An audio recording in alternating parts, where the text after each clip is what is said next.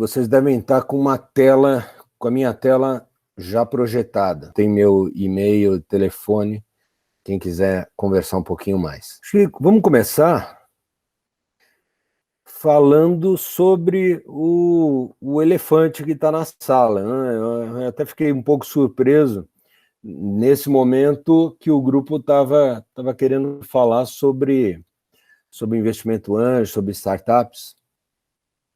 Então, vamos começar falando sobre o elefante. Na verdade, uma brincadeira aqui, na verdade, é uma história não só de elefante, é uma história de elefante, touro e urso, né? Então, peguei esse gráfico ontem da Bloomberg, contando um pouquinho a história aí. Você tem uma projeção do Ibovespa desde 2002.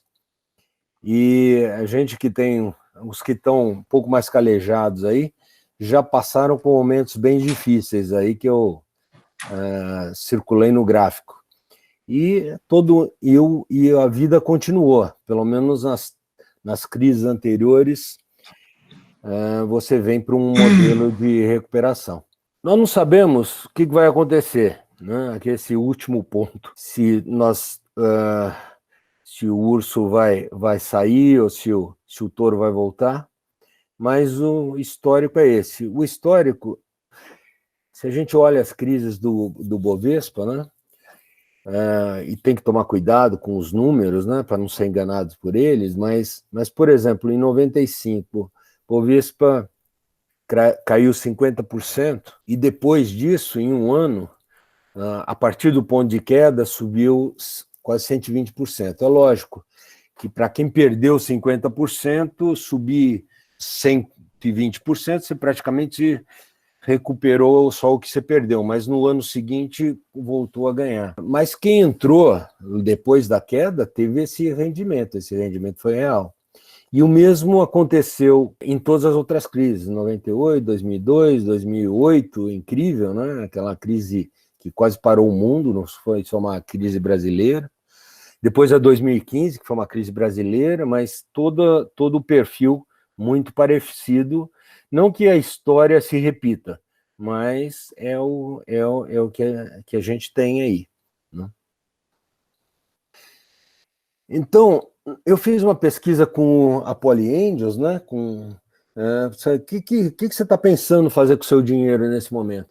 E realmente, consistentemente, 50%, mais de 50%, pouco mais de 50%, falou: eu estou pensando em pôr na bolsa agora, né? Por causa desse tipo de curva. Mas, para minha surpresa, 50% falou: não, eu quero pôr em startups. E aí eu fui tentar entender de onde vinha esse pensamento. E olha que interessante. Esse próximo gráfico que vocês devem ter recebido aí mostra desde 60 os períodos de recessão da economia americana. Também o perfil depois da recessão veio a recuperação, aquela história toda, né? Mas olha quem são. Eu coletei alguns dos filhos das recessões, né?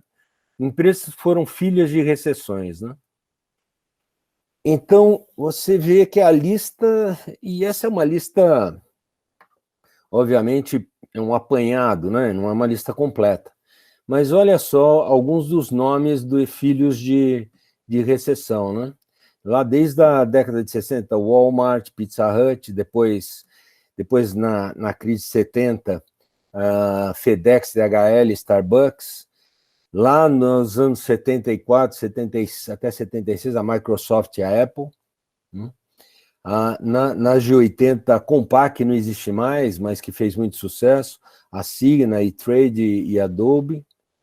Lá nos anos 90, começo dos anos 90, a Amazon, a Planet Fitness, que foi a inspiradora da Smart Fit, né? Começo dos anos 2000, a Tesla, Facebook e SpaceX. E mais recente, na crise de 2008, né? Uma verdadeira avalanche de empresas fantásticas são filhas dessa crise. A Uber Airbnb, Spotify, WhatsApp, Pinterest, o WeWork começou também aí. Então, isso mostra que, além da oportunidade relativa à retomada, à possível retomada da Bolsa, né? Não digo possível porque a gente não sabe, não consegue ler o futuro, mas é uma possibilidade. Tem também esse caminho, as startups que nascem nesse momento de dificuldade.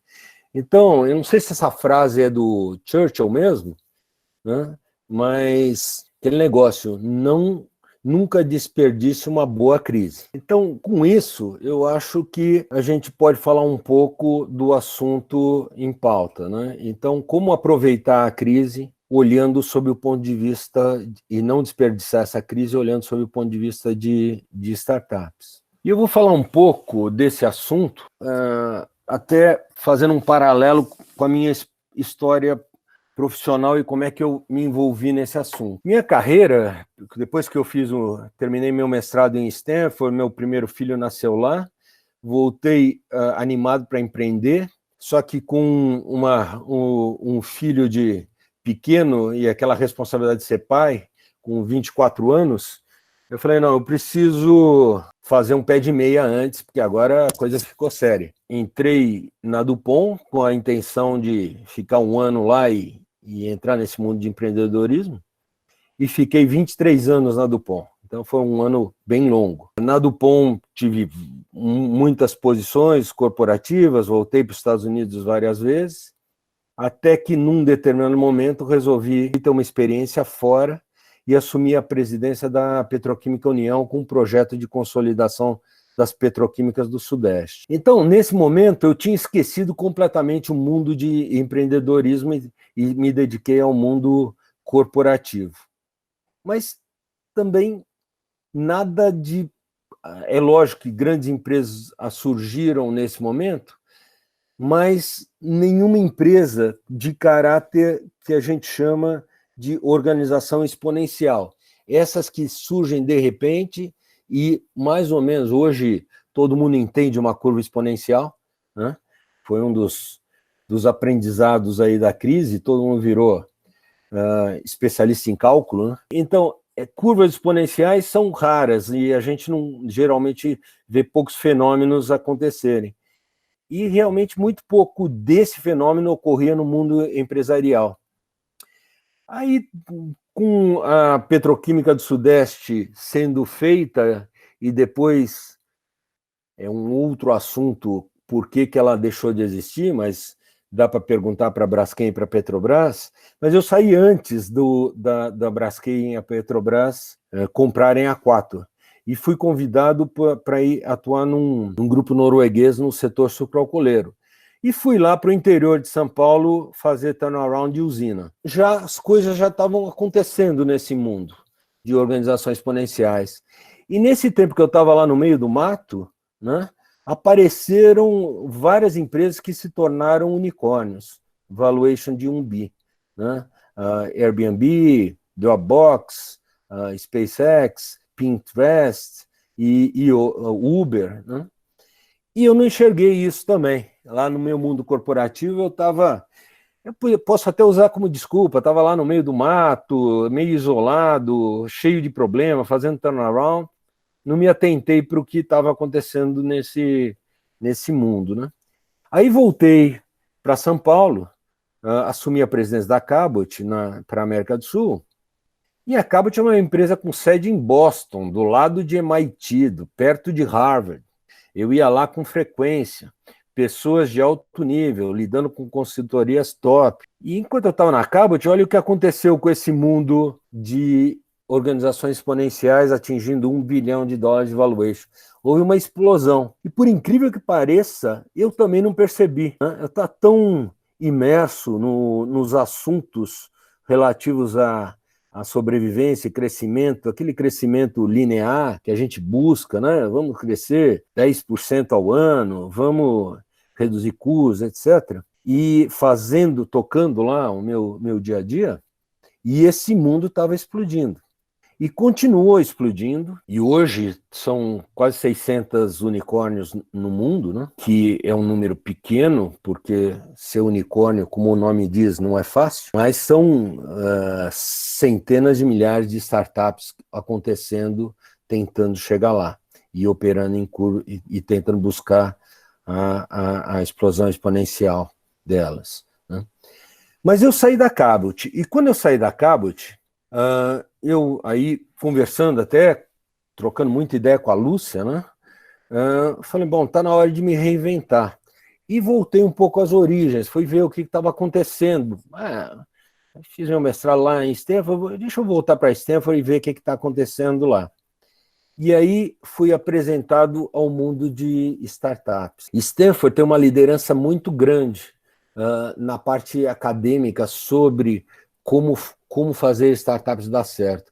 Acho que todo mundo conhece o trabalho do Steve Blank e do principal aluno dele, o Eric Rice, nessa área. E olhando o assunto, uma coisa naquela época, isso em final de 2017, final de 2016, começo de 2017, uma coisa que eu percebi no nosso ecossistema aqui era que, diferente dos ecossistemas de startup que estavam funcionando, o nosso ecossistema naquele momento, principalmente em São Paulo, o alicerce dele eram bancos, não eram escolas de tecnologia. Era praticamente o Itaú, né, na época com o Cubo pequeno, né, que eu me lembro, uma turma da Lúcia fez até uma excursão para conhecer o Cubo naquela época, e o Bradesco estava com alguma coisa ainda dentro da Cidade de Deus. Mas as escolas de tecnologia, diferente dos outros ecossistemas de startups, como do Vale do Silício, como Este dos Estados Unidos, como em Israel, MIT, Stanford, Berkeley, Caltech, Technion e etc., né? Os ecossistemas apoiados em universidades. Então, o que eu fiz? Eu voltei para a Poli, que é onde eu fiz minha graduação, e eu tinha vários amigos, até colegas de turma, que eram professores lá, são professores lá. E conversei com eles sobre isso. Conversei na época com o Piqueira, que é o diretor da Poli, sobre isso. E todo mundo concordou que a Poli precisava acordar, mas precisava de ajuda para isso, né? Os alunos tinham muito interesse, mas os professores ainda estavam um pouco afastados disso. E então a gente, junto com um grupo de ex-alunos da Poli, a gente se reuniu e resolveu formar a Polistart, justamente com o objetivo de conectar a Poli ao mundo de startups e talvez transformar a Poli na nossa Stanford, aqui no Brasil. Essa era a ambição, né? E o timing foi muito bom. Logo em seguida surgiram os unicórnios brasileiros, né? Por sinal, desses que surgiram em 2018, a 99 formada por politécnicos, 3 politécnicos, né? O Paulo Veras, o Ariel e o Renato Freitas, né? A Nubank, uma das fundadoras politécnicas, também da produção, a Cristina Junqueira, né? Que trabalhou lá junto com o Davi Vélez na formação do Nubank, e também da FEA, né? Os fundadores da iFood. Então a USP com uma contribuição forte para o ecossistema, mas mais em função da iniciativa dos alunos do que de algum processo que dentro das universidades. E aí a gente trabalhou muito esse ano para fazer a coisa andar na Poli.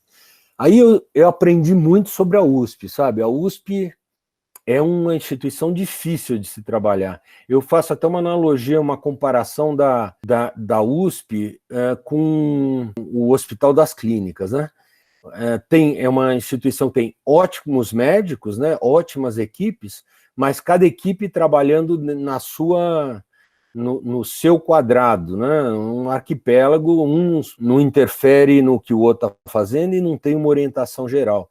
Diferente de um Einstein, de um Sírio, onde também tem fantásticos equipes, mas todos seguem uma visão e um propósito. E a USP foi muito isso. A gente, dentro da Poli, começou a trabalhar ilha por ilha, um trabalho de um crochê fino mesmo, né?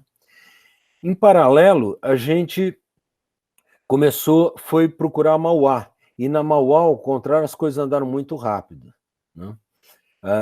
Mas também para engajar a Mauá nesse mundo de startup. E um dos aprendizados que a gente fez é que também os ex-alunos tinham interesse em voltar e em participar disso.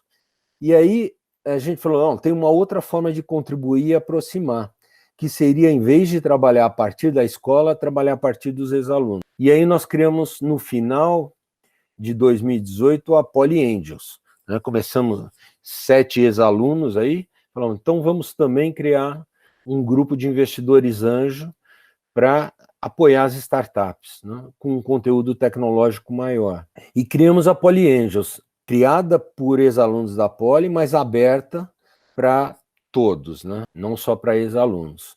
E também o mundo de startups no Brasil continuou. Em 2019, mais algumas unicórnios surgiram.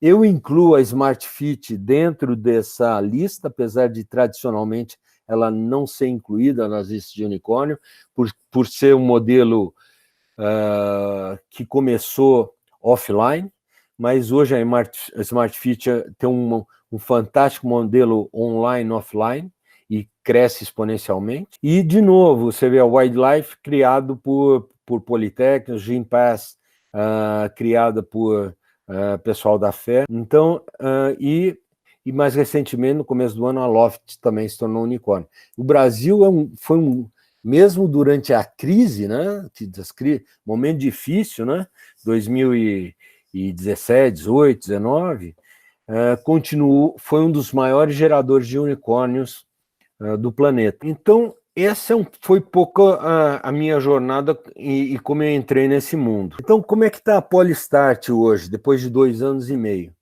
Nós já fizemos 5 turmas de graduação lá na Mauá, onde a gente pega os alunos, é um curso de extensão universitária, que os alunos entram, e aí são alunos mesmo, com pouca experiência de negócio, mas eles terminam o curso formando as startups dele. Conseguimos, depois de muita luta, fazer a primeira turma da Poly, que está sendo fantástica, até porque os aprendizados com 5 turmas na Mauá, a gente conseguiu fazer um curso ainda melhor que a gente está dando lá na Poly. Pegamos esse curso e transformamos em workshops de 16 horas para profissionais, também workshops onde, depois de 16 horas, divididos em 4 sessões, você também vive a experiência de montar uma startup. E estamos tendo uma repercussão. No LinkedIn já estamos com 2.250 seguidores, mais ou menos. Seguidores que a gente vai buscar do tipo de gente que gosta desse mundo e quer entrar nesse mundo. Estamos com essa parceria com a Poly e com a FDTE. E com a Mauá também, eu preciso incluir a Mauá aí. Na Poly, a Lied, que é a primeira, que veio depois do Piqueira, é a primeira diretora mulher da história da Poly, ela é muito chegada a esse mundo, ela tem um filho que, inclusive, tem uma empresa de venture debt, que empresta para startups, e ela, então, acompanha muito de perto, e ela entende e continua dando apoio para a gente. Ela que abriu o espaço para a gente colocar essa primeira curso dentro da Poly, e agora estamos trabalhando com alguns professores para desenvolver um mestrado de empreendimento com tecnologia, empreender com tecnologia. Na startup, a gente dá uma mentoria para centenas de startups e dá o apoio para a Poly Angels. Na Poly Angels, aqui são algumas fotos de eventos aí, você vê os alunos lá da Poly, os alunos da Mauá, os cursos o workshop para profissionais, né? Então tem sido bem legal. Na Poly Angels, que, de novo, é um grupo de investidores anjos formado por ex-alunos da Poly, mas aberto para todos, nós temos uma regra lá que a gente tem que ter no mínimo 60% de politécnicos, mas isso não tem sido uma limitação. Nós estamos com 1 ano e meio, daqueles 8 fundadores, hoje já somos 117 membros qualificados, muitos deles muito envolvidos no mundo de startup, e até famosos, Marco Poli, que é um Politec, tem mais de 50 e poucas startups que ele investiu, Jorge Letra, e o próprio Ricardo Oliveira, que acho que está nos ouvindo aí no grupo, se juntou a Poly Angels, tem mais de 20 startups investidas, então um grupo muito forte, tem gente que nunca investiu, mas que quer conhecer, então a gente trabalha muito essa integração entre pessoas e esse aprendizado mútuo. A gente fez parcerias com a Great Place to Work e com a VBOF, né, Viana Burke Oliveira Franco Advogados, que nos dá assessoria jurídica, e a GPTW nos dá toda a infraestrutura que a gente precisa. Estamos com uma atração muito boa no LinkedIn, né? Muita coisa acontece, muitas dicas, muitas startups nos procuram através do LinkedIn. E nesse 1 ano e meio, mais de 650 startups entraram no nosso processo, se inscreveram para funding da Poly Angels. Dessas 650, a gente escolheu 35, né? Olhamos todas, inclusive com a ajuda da Polystart, mas um trabalho também dos próprios membros, um trabalho voluntário dos próprios membros, analisamos as 650 startups, escolhemos 35 que foram apresentados já em 10 rodadas, e dessas, e 6 investidas. Então, você vê que a proporção é quase de 100 para 1, então não é fácil, né, conseguir funding para startups, né? E essas 6 investidas, né, foram investidos mais ou menos quase 2 milhões e um valor de carteira de aproximadamente 30 milhões de reais. Aí algumas fotos, né, de nossos eventos.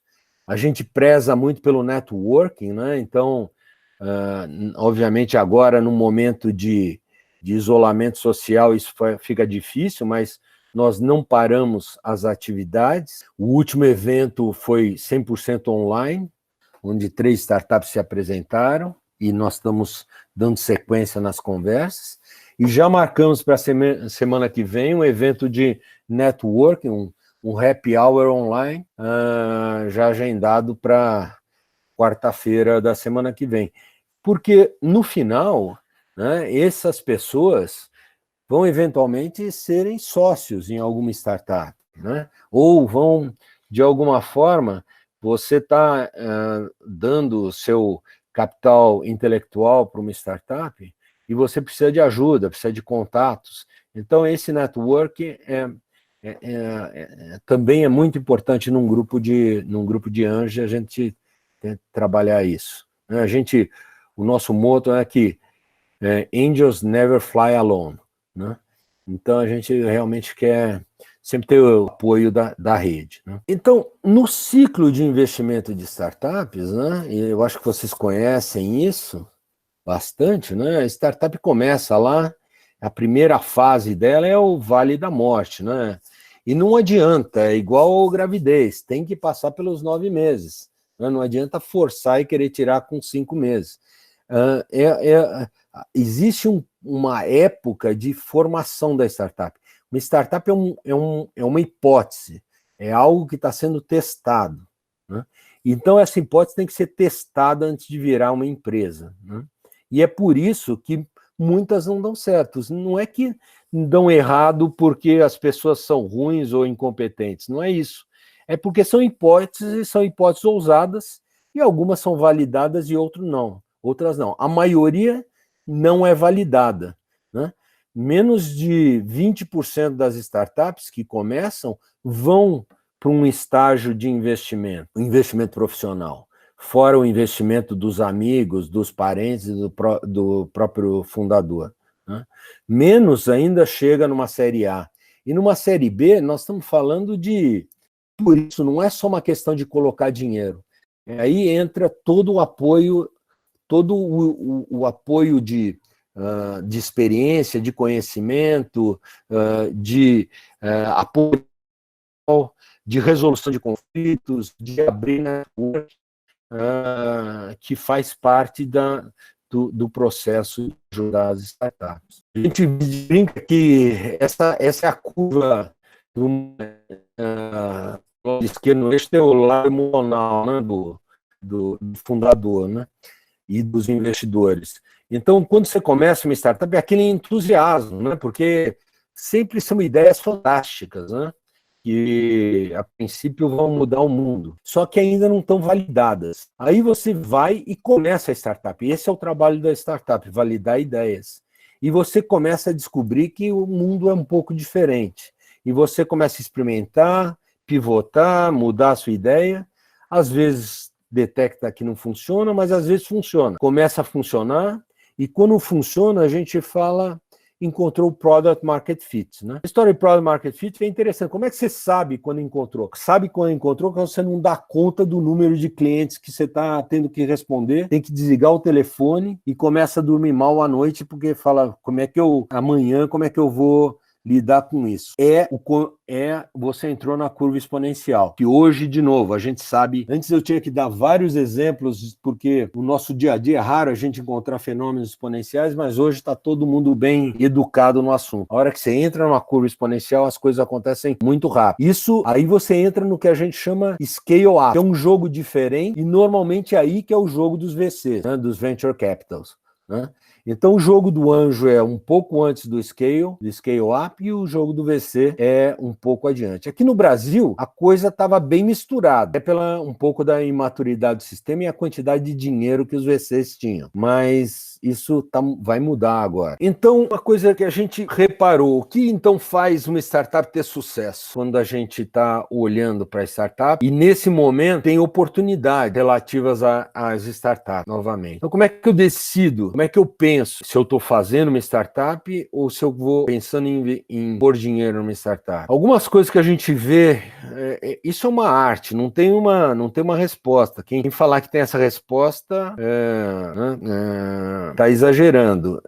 Mas tem alguns indicadores, né? Então, geralmente, toda startup, obviamente, todo fundador quer ganhar dinheiro, mas aqueles que, além de ganhar dinheiro, têm um propósito maior, geralmente têm mais energia e resiliência para continuar durante toda a jornada. E às vezes alguém começa com uma startup só, olhando o aspecto monetário, mas de repente bate um propósito, e porque existe uma empatia muito grande com a dor e com os clientes, e isso traz um gás enorme para a startup. Uma das coisas mais importantes que a gente olha, principalmente no Vale da Morte, é a equipe, porque geralmente, como eu falei, as ideias são hipóteses, só que se a equipe é muito boa, ela valida ou deixa de validar essas hipóteses e cria novas hipóteses e vai ajustando as coisas, né? E isso é o que faz a diferença. É aquele exemplo, geralmente você aposta no jockey, não no cavalo, porque o jockey pode trocar de cavalo se aquele não está indo muito bem ou se quebra a pata ou qualquer coisa. Como é um jogo arriscado demais,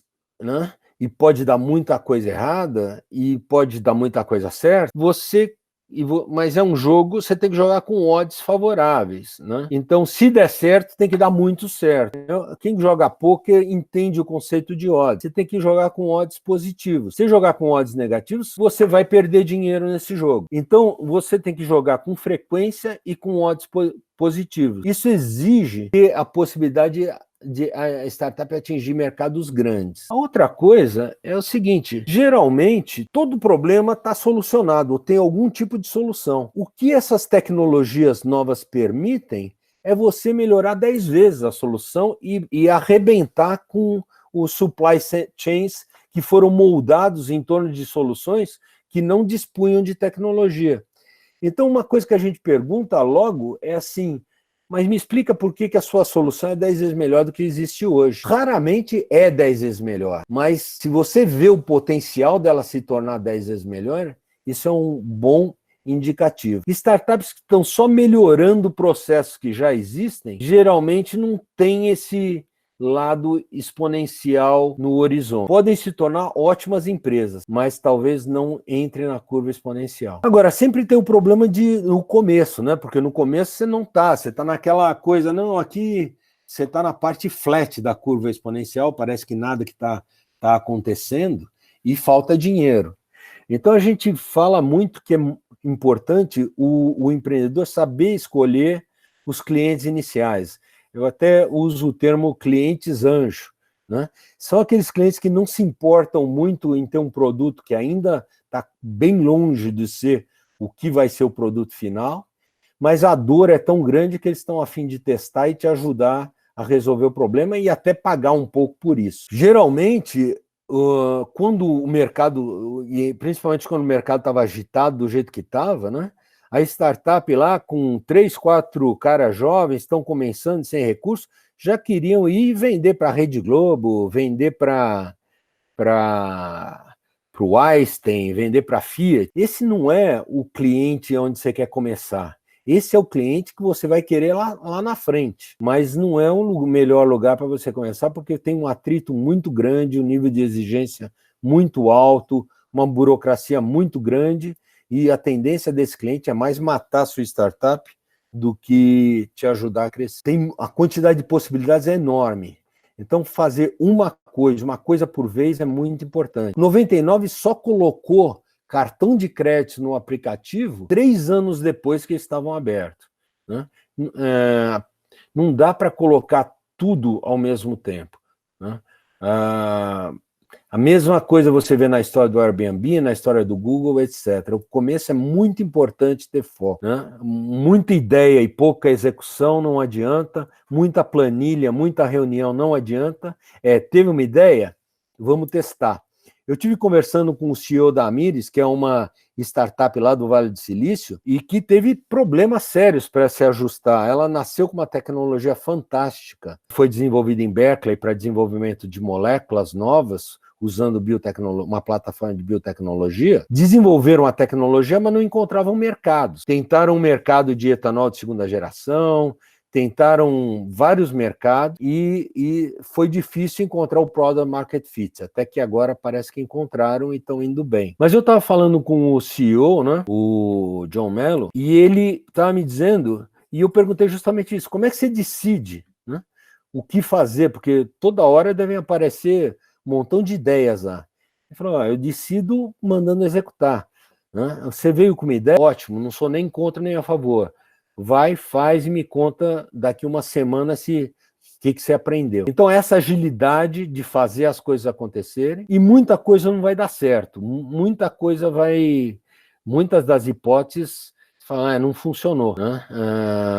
Resiliência, então, começa a bater necessidade, porque é uma imersão 24 horas, 7 dias para fazer funcionar. Uma das coisas que a gente vê que é a melhor coisa para startup. Startup é meio que nem uva. Para o vinho ficar bom. A uva tem que estar não pode ter excesso de água, né? Tem que enfrentar temperaturas altas e baixas, tem aquele solo difícil. Quanto pior é a condição, às vezes melhor é a uva para fazer o vinho que sai daquela uva. E engraçado que startup tem essa característica. É difícil uma startup que tem uma quantidade enorme de recursos acaba dando certo. É mais normal que ela gaste toda essa quantidade de recursos. Parece que o recurso inibe a criatividade, inibe o papo reto, a velocidade de execução, etc. Então, a gente vê a frugalidade é um fator importante em startups, né? O outro é o desapego, porque muita coisa dá errado e às vezes você tem que largar os seus clientes iniciais, ou largar sua tecnologia inicial, ou largar até alguns sócios iniciais para fazer a coisa andar. E no final, como tudo, sorte e timing são muito importantes. Então, esses são alguns fatores importantes no sucesso da startup. Então, para encerrar e abrir a nossa conversa, vou voltar ao ponto original. Como é que a gente não desperdiça? Por que não dá para desperdiçar essa crise no que nós estamos falando de startup? Alguns pontos. Startups, então, como a gente já falou, não depende de macroeconomia. Não tem nada a ver com macroeconomia. Startups é um jogo de microeconomia. Né? É uma dor, é um problema e uma solução. Então, se a dor existe, ela existe independente da macroeconomia ou da microeconomia.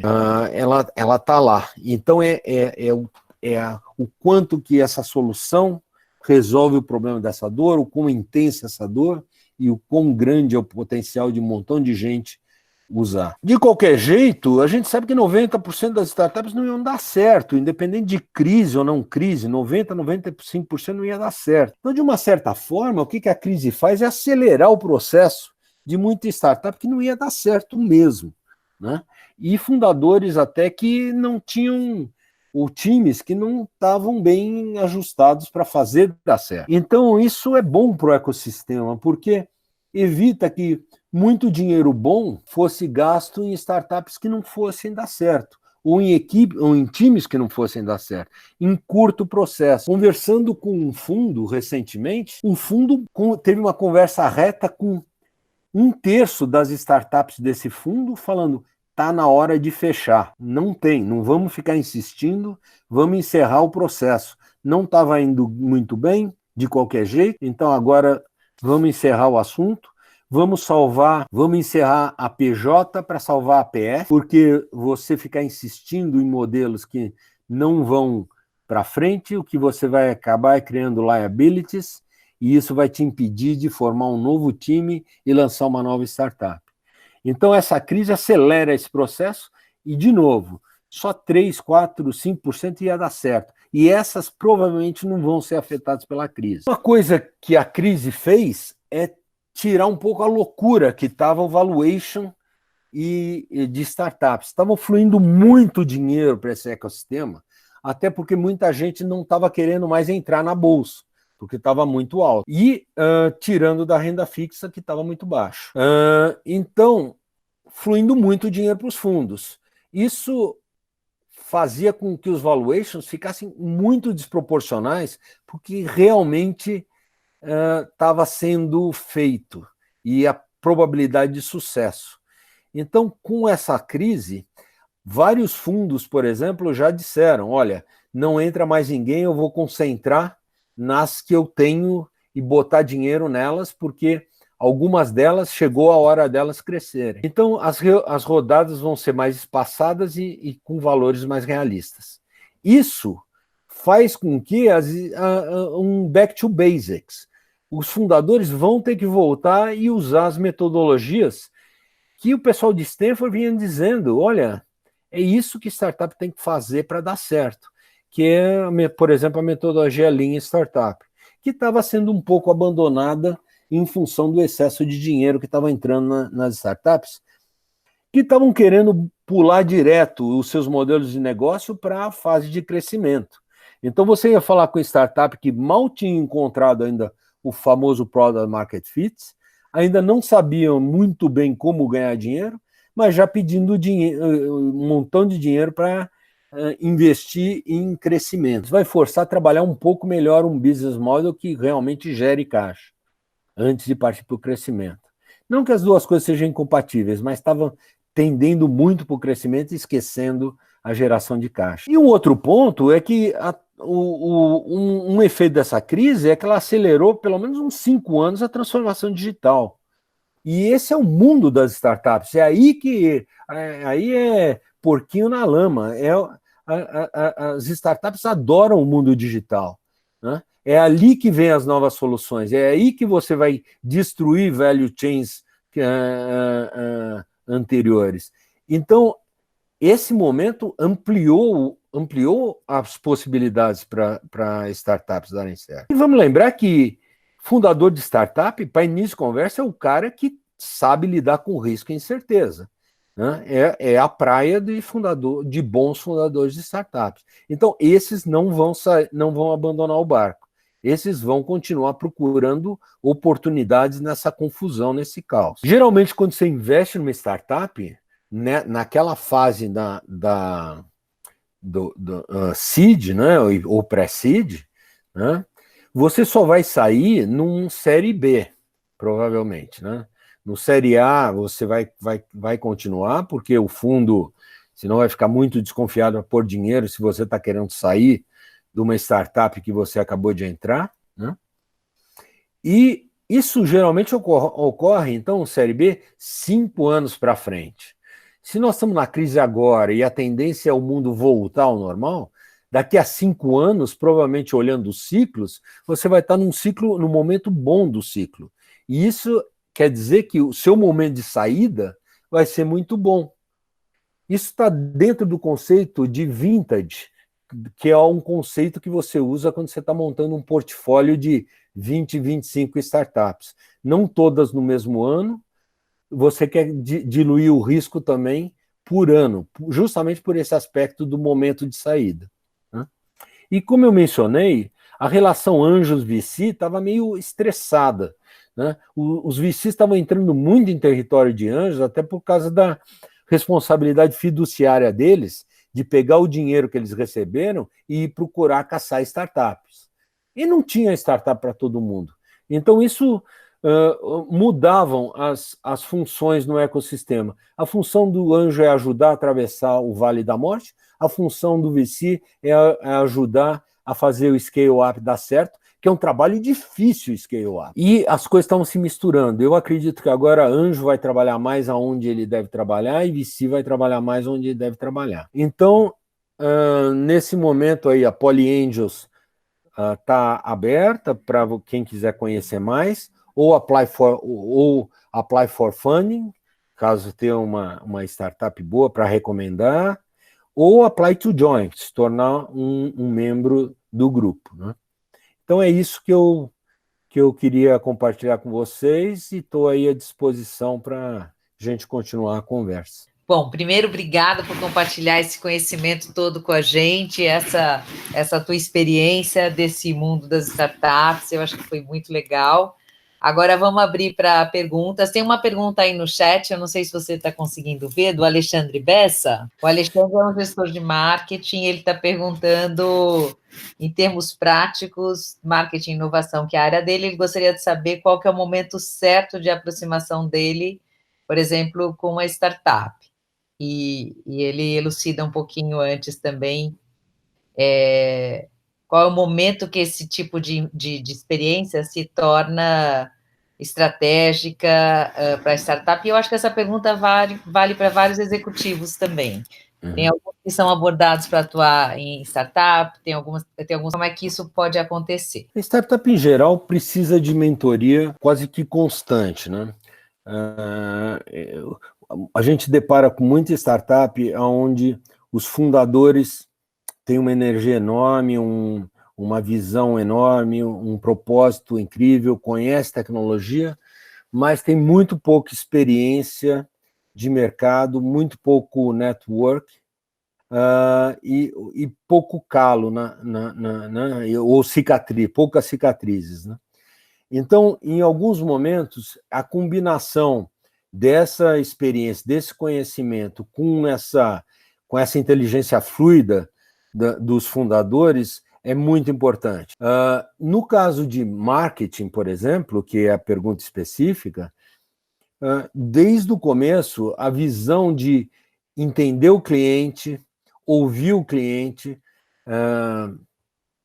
e pensar qual é o meu beachhead, aonde, em toda a possibilidade de entrada de mercado, né, usando o conceito de estratégia militar, onde que eu ataco o mercado, primeiro, para ganhar musculatura, com clientes, sejam early adopters, clientes que estejam com o cabelo pegando fogo, com aquela dor, então, loucos para trabalhar junto. Essa seleção inicial de clientes é muito importante. E também trazer o conceito para a startup de que, olha, esse seu cliente inicial, esse early adopter, esse cliente pegando fogo, não é o cara que vai depois, lá na frente, escalar a curva de forma exponencial, né? Aí é aquela early majority, que é o pessoal mais tradicional, e entre passar de um para o outro tem um abismo de coisas que você tem que fazer. Então, esse tipo de orientação, essa visão de mundo, um profissional experiente de marketing, que entende essa dinâmica de startups, pode ajudar muito a molecada. Sempre é uma pergunta que sempre surge, mas qual seria o beachhead? Por onde eu começo? Né? E geralmente eles começam por cliente errado. E geralmente eles aprendem isso da forma mais difícil. Né? Tem uma startup, por exemplo, fantástica, desenvolveu um equipamento para monitorar infecção hospitalar, né? assim, um trabalho de tecnologia muito legal, e eles resolveram que o lugar para começar era no Einstein, né? Foram lá, ficaram no Einstein praticamente um ano, lidando com a burocracia do Einstein, sendo jogado de um lado para o outro, né? E praticamente a startup morreu por causa dessa escolha do cliente inicial. Se tivesse ido, sei lá, para o Hospital de Base São José do Rio Preto, talvez a coisa tivesse andado, ganhado do corpo, caísse nas vistas do Einstein e aí fossem chamados para trabalhar lá. Então, eu acho que a resposta é desde o começo, tem oportunidade. Tem uma pergunta da Beatriz sobre Lean Startup. Beatriz, tem um trabalho, o pessoal lá de Stanford, o Steve Blank, é um empreendedor, professor de Stanford, e ele ficou muito curioso em querer entender por que lá no Vale do Silício, com uma cultura de empreendedorismo, né, com talentos disponíveis, com uma densidade grande para troca de informações, com um marco regulatório extremamente favorável ao empreendedorismo e com capital disponível, com todos esses elementos a favor, mesmo assim, 95% das startups não davam certo. Então, ele fez um trabalho para entender o que estava por trás disso, né? E ele criou o que ele chama lá manual de startups, e virou um curso dentro de Stanford, e que basicamente ele seguia esse conceito do metodologia Lean, que é o seguinte: você trabalha criando hipóteses, sem gastar muito dinheiro, indo para o mercado rapidamente, validando essas hipóteses, construindo, levando para o mercado, medindo o resultado, aprendendo e voltando a construir. Aí surgiu o conceito do MVP, o Minimum Viable Product, o produto mínimo viável, que é um primeiro produto que você leva ao mercado para testar a sua hipótese. Não é um protótipo, é um produto. É algo que alguém vai pagar, mas não é o seu produto final, porque o seu objetivo ainda não é vender o produto, é descobrir se realmente essa dor que você imagina que existe, ela realmente existe e tem alguém disposto a pagar para uma solução melhor. E ele criou esse conceito de metodologia Lean, né, que começou a dar muito certo. Várias startups, vários dos unicórnios que vocês viram aí, começaram usando metodologia Lean. Só que isso era um curso, era um calhamaço, era um negócio que só quem fazia o curso em Stanford tinha acesso. Aí um dos alunos dele, o Eric Rice, resolveu traduzir isso de uma forma que qualquer um entendesse. E ele fez um livro chamado Startup Enxuta, que virou best-seller e que hoje praticamente todo mundo, é uma bíblia necessária, todo mundo que quer entrar nesse mundo tem que ler. Voltando ao assunto do papel do mentor, advisor, etc. O mentor, geralmente, ele não é remunerado. Ele faz isso porque quer sim aprender com esse mundo de startup, ou quer aumentar o network, ou está pensando em investir em alguém e quer conhecer melhor as startups que ele vai investir, então ele oferece essa mentoria, né? Já o advisor já é alguém que cobra para fazer isso, né? Conselheiro tem as duas categorias. Algumas, geralmente startup, no estágio inicial não tem recursos. Então ela acaba tendo um grupo de conselho, formando conselheiros, baseado nos próprios investidores que puseram dinheiro nessa startup, né?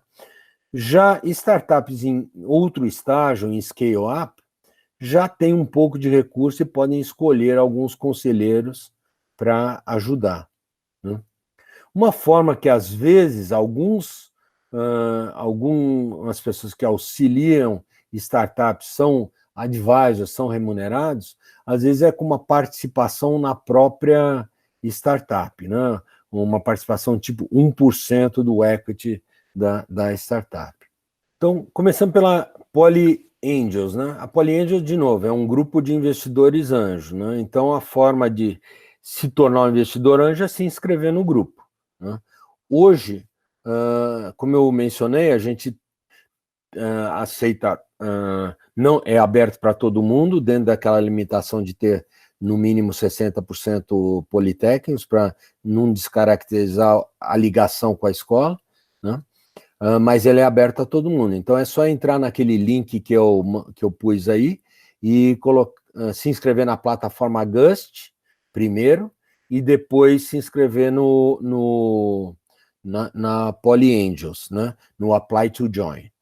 No caso de uma startup, também nesse mesmo link, tem lá um Apply for Funding e clicar lá e preencher as informações que são necessárias que entram no nosso processo. Na nossa página lá no LinkedIn tem um cadastre-se, ele leva para o mesmo link, né? E tem o meu WhatsApp aí, quem quiser bater um papo e conhecer mais, fica à vontade de me procurar também no WhatsApp. Na Polystart, aí a gente trabalha dentro desse sistema de dar workshops, né? Então, de tempos em tempos, a gente abre um workshop e o próximo que a gente abrir eu vou divulgar aí para o grupo. Muito obrigado pelo convite. Tchau, pessoal.